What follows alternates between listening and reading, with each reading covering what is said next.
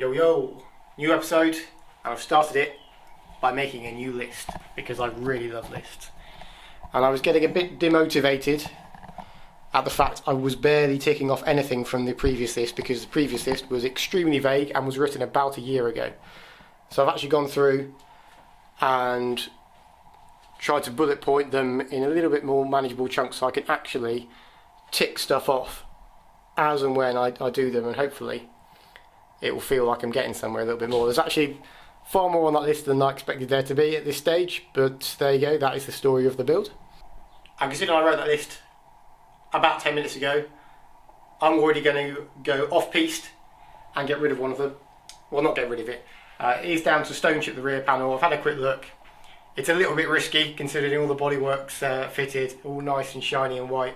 So I've dug out a pot of underseal, which is about 5 years old, but looks pretty decent. So instead of spraying, I'm just going to go at it with a paintbrush, which is far safer. And whilst I'm doing that, I can actually underseal the floor as well. So with any luck, this and this should be crossed off shortly. Let's have a go.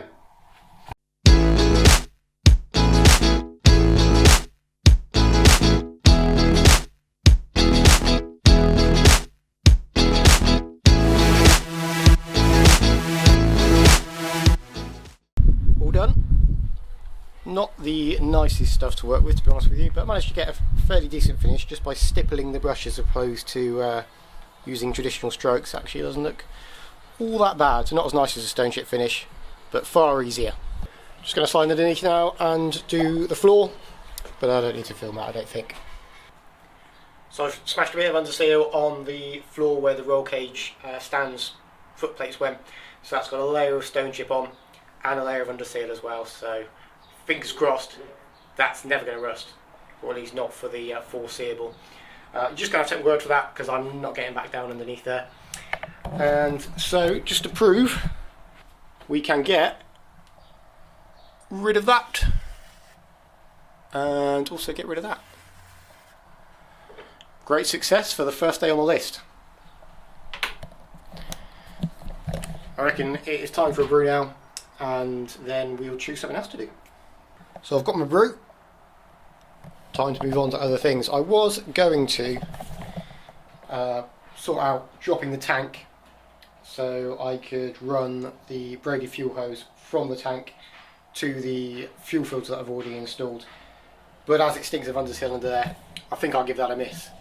So instead, we shall attack mounting the oil catch can and mounting the fuel pressure regulator. Here's the kiddies in question. AM adjustable fuel pressure regulator. A couple of AN6 fittings on there already, just for measuring. And then a nice, cheap Chinese chrome catch can. 3 AN10 ports on there. So 2 to the block, where the standard PCV system is, and then 1 just to the cam cover. FBR, plan is to mount that somewhere around there. And then the catch cam next door, just somewhere around there.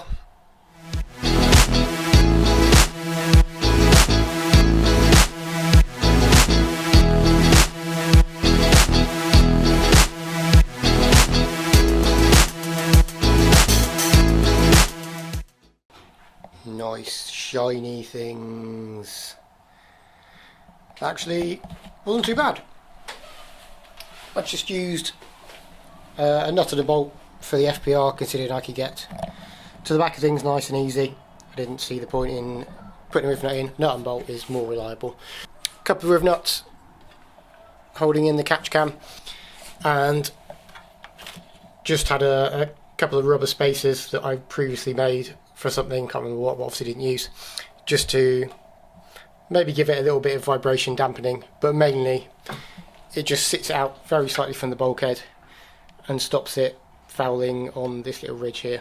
And that means on day one of the new list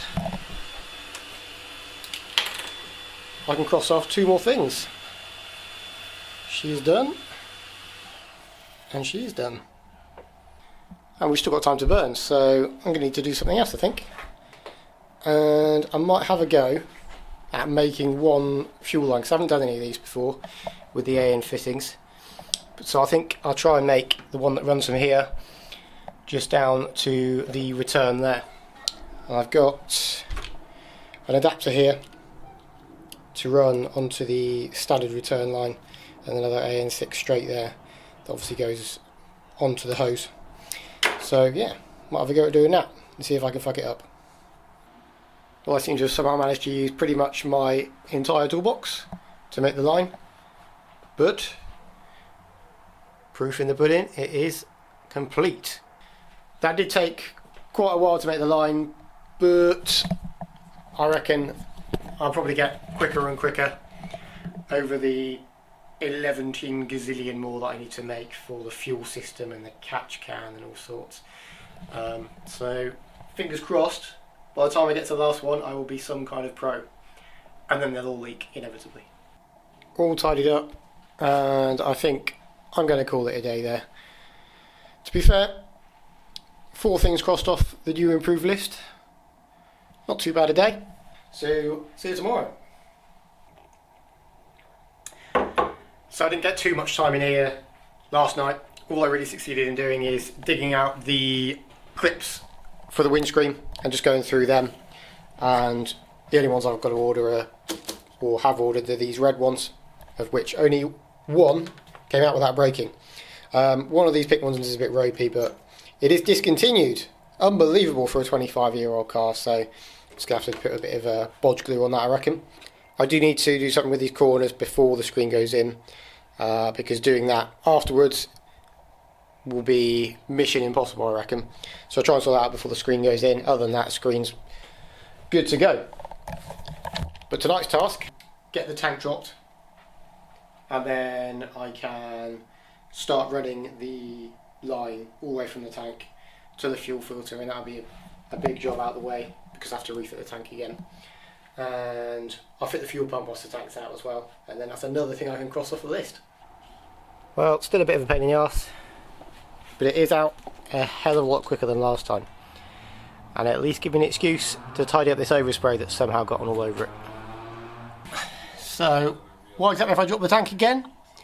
Well, I can't remember if I'd agreed to buy the new engine when I originally had refitted the tank, so if not, there would have been no reason for me at all to mess around with the fuel system. But it may have been because I had originally thought I would join the braided hose here, but then decided I wasn't particularly confident doing it that way and having kind of a bodge fit in here. So I figured, how much more effort is it to drop the tank again, to cut all this, this tiny little length of line out, and just join it at the tank.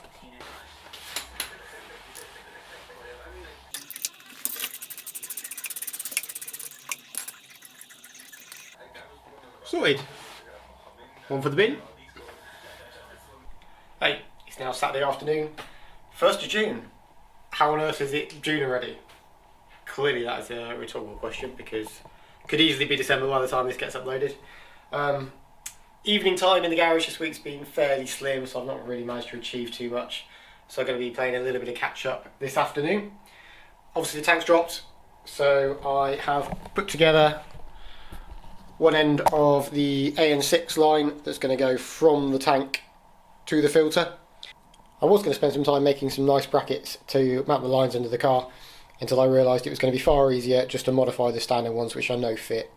So all I've done is clearance these out a little bit to mount the braided hose that end, and obviously the return line just mounts there as it did before. Works absolutely treat. So that'll be easy. Now I've just got to mount it underneath really, and cut this to length and pop a fitting on the end. So let's get on it. That's that line in then. I did have to drop the subframe slightly to be able to get the line through with the fitting on, which was a little bit of an oversight, but all in all wasn't too bad.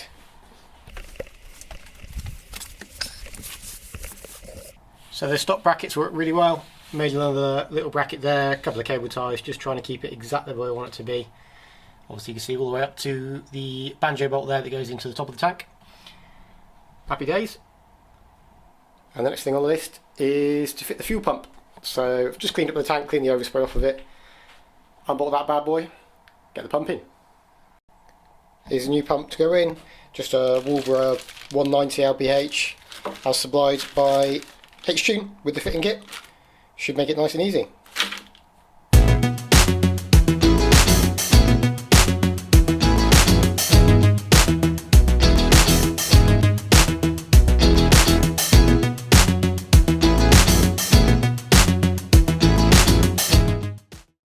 Fuel pump done, pretty straightforward really.